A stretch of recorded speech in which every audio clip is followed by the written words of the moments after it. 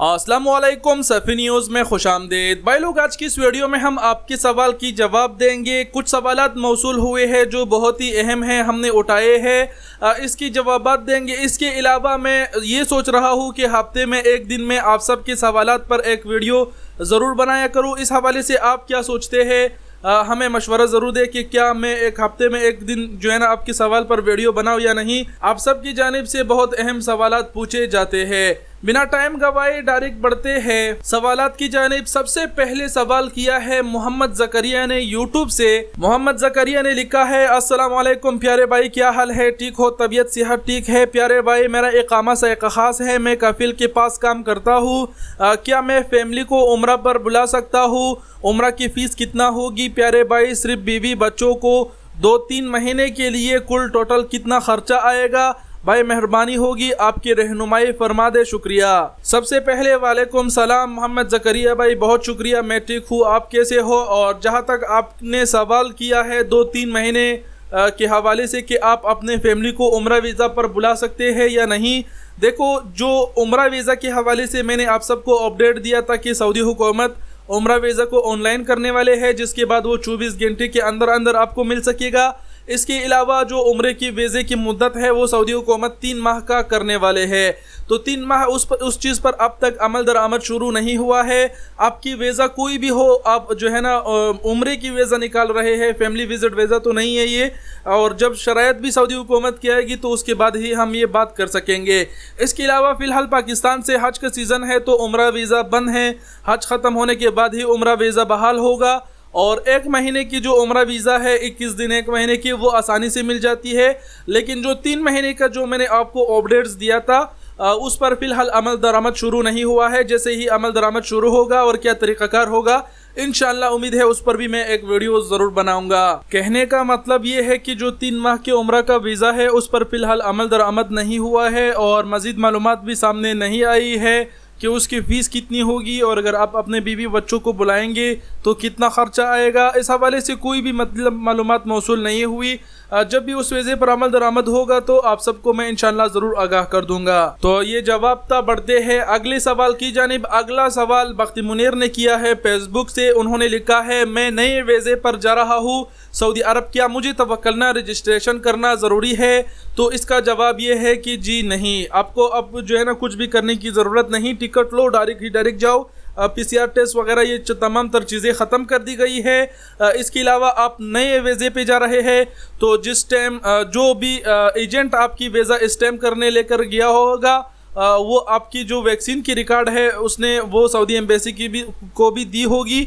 तो आपका जो वैक्सीन रिकॉर्ड है वो ऑलरेडी सऊदी अरब में रजिस्टर हो गया होगा। जैसे ही आप सऊदी अरब जाते हैं वहाँ तवक्कलना खोलते हैं तो उसमें ऑलरेडी आपका जो वैक्सीन की रिकॉर्ड है वो आ जाएगी। और हाँ, इस चीज़ की भी ध्यान रखो कि आप जब भी आपका फ़्लाइट हो तो अपने पास अपना जो पाकिस्तानी वैक्सीन की सर्टिफिकेट है वो साथ ज़रूर रखो, क्योंकि पाकिस्तान के एयरपोर्ट पर वो वैक्सीन सर्टिफिकेट आपका चेक किया जा सकता है। तो ये इस सवाल का जवाब था। बढ़ते हैं अगले सवाल पर। अगला सवाल भी ताहिर खान ने किया है फेसबुक से। उन्होंने लिखा है, अस्सलाम वालेकुम भाई, मैं छुट्टी जा रहा हूँ, 2 कोरोना वैक्सीन लगाया हुआ है, तीसरा वैक्सीन लगाना चाहिए या नहीं, मेरे को लाजिम जवाब दे दो। तो इसका जवाब ये है, सऊदी हुकूमत का कहना है कि जिन्होंने 2 वैक्सीन लगाई है और 6 माह गुजर जाए तो 6 माह तक मतलब 2 माह उसके पास टाइम होते हैं कि वो बूस्टर डोज लगाए। अगर मज़ीद मतलब 2 माह हो जाते हैं और आप बूस्टर डोज नहीं लगाते, आपके दोनों वैक्सीन पर 8 माह गुजर जाते हैं,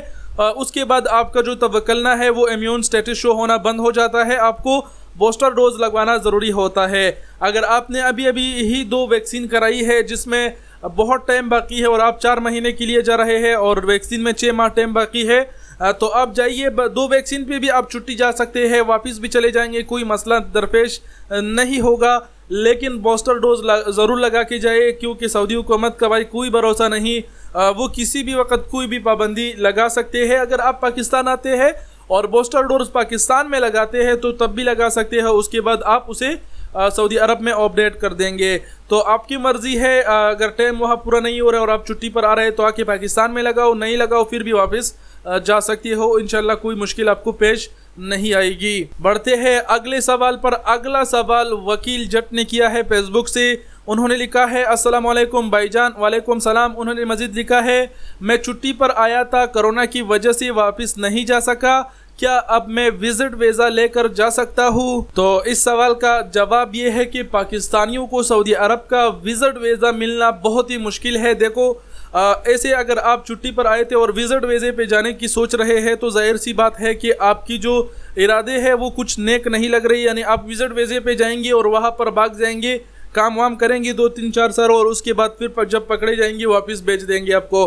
अगर आपका इरादा ऐसे है तो जो भी मतलब छुट्टी की खिलाफ वर्जी करते हैं वो आए वापस नहीं गए तो वो 3 साल तक तो नहीं जा सकती। लेकिन अगर आपका इरादा वगैरह ऐसे है तो विजिट वीज़ा मिलना आपको बहुत मुश्किल है, शायद ना भी जा सको उस पर, क्योंकि अगर कोई खिलाफ वर्जी करते हैं ऐसे छुट्टी वगैरह की जो वर्कर होते हैं तो वो सिवाय उम्रा वीज़ा की दूसरे किसी भी वीज़े पे नहीं जा सकते। तो आप उम्रा वीज़े पे अप्लाई करें, उम्रा वीज़े पे आप किसी भी टाइम जा सकते हैं, उस पर मना नहीं। वर्क वीज़े और जो विजिट वीज़ा है वो तो मतलब लगना ही बहुत मुश्किल है। उसके लिए आपको होटल की बुकिंग करनी होगी, कितने टाइम का जो विजिट वीज़ा आपका होगा, इसके अलावा मतलब कुछ रकम शो करनी होगी, तो वो बड़ी मुश्किल काम है। तो बढ़ते हैं अगले सवाल की जानिब। अगला सवाल शाबिर अली बलोच ने किया है फेसबुक से। उन्होंने लिखा है सैफी भाई जो तरहील से आए हैं विजिट या उम्रा पर जा सकते हैं? तो इसका जवाब ये है, देखो तरहील से जाने वाले बहुत अक़साम के होते हैं। एक तो तरहील से वो लोग जाते हैं,